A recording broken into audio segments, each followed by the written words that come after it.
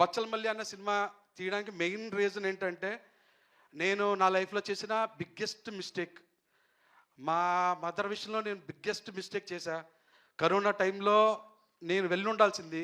ఆ టైంకి నేను సోలో బ్రతికే తర్వాత ఇక్కడ ఉండిపోయి హైదరాబాద్‌లో ఉండి ఇంటికెళ్ళలేకపోయా. తర్వాత తెలిసి ఇంటికెళ్ళొచ్చు ఛాన్స్ ఉంది. బట్ చిన్న ఏమవుద్దిలే ఎక్కడ పోతది ఇంటి దగ్గరే ఉంటది కదా! అనుకున్నా. కానీ ఇక్కడి నుంచి కరోనా వచ్చింది, హాస్పిటల్‌లో ఉన్నారన్నప్పుడు నేను ఇంజెక్షన్స్ కూడా తీసుకుని వెళ్ళా. మార్నింగ్ ట్రైన్‌లో జర్నీ చేసా అప్పుడు. ట్రైన్ కూడా తక్కువ ఉండే. ఇంటికెళ్ళిన తర్వాత హాస్పిటల్‌లో ఉంది. ఆఖరి చూపు. చనిపోయింది. మాట్లాడడానికి కూడా తను లేదు. అప్పుడు అనిపించిందండి. ఈ టేకెన్ గ్రాంటెడ్‌గా తీసుకోకూడదు ఏ సిచ్యువేషన్ అయినా. అది మనకు నచ్చిన వాళ్ళు, మనం మంచి కోరుకునే వాళ్ళ విషయాల్లో అస్సలు టేకెన్ గ్రాంటెడ్‌గా తీసుకోకూడదు కదా! లైఫ్‌లో వెనక్కెళ్ళి సరిదిద్దుకోవాలని తప్పు చేయకూడదు కదా!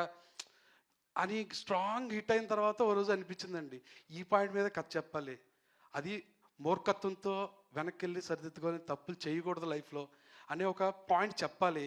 ఎందుకంటే ఇది నేను ఒక్కడినే చేశాను తప్పని కాదు. చాలామంది అంటే ఇక్కడ ఉన్నోళ్ళు లేకపోతే చూసేవాళ్ళు ప్రతి ఒక్కళ్ళు ఒక్కొక్క మూమెంట్లో తప్పు చేస్తుంటారు చూడండి. అది అడ్రస్ చేయాలనిపించిందండి. ఆ పాయింట్ మీద జెన్యూన్గా చెప్పాలనిపించింది.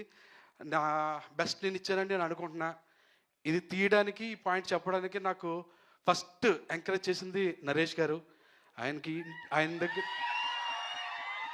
100% అండి. నరేష్ గారు లేకపోతే బచ్చల మల్లి అన్న క్యారెక్టర్ నేను ఇలా తీయలేకపోయినేమోనండి. ఈ విధంగా తీయలేను. ఓకే, ఇంకొకరు ఎవరన్నా ఉండుంటే వేరేలా తీసేవాడినేమో తప్ప ఇంత జెన్యూన్గా, ఇంత ఆనెస్ట్గా, ఇంత సిన్సియర్గా, ఇంత రాగా, ఇంత రూటెడ్గా నేను అనుకున్న సినిమా అయితే తీయలేకపోయేవాడినండి. ఇది వేరే హీరోని నేను తక్కువ చేయడం కాదు. నాకు ఆయన ఇచ్చిన కంఫర్ట్ని మీకు చెప్పడం కోసం అంతే. Sir thank you sir. Thank you so much sir. నేనేం చెప్తే అది నమ్మారు సార్. నేనేం చెప్తే అది చేశారు సార్. అది చాలు కదండి హీరో డైరెక్టర్కి అలా నిలబడితే చాలు కదా, పని అయిపోద్ది సినిమా.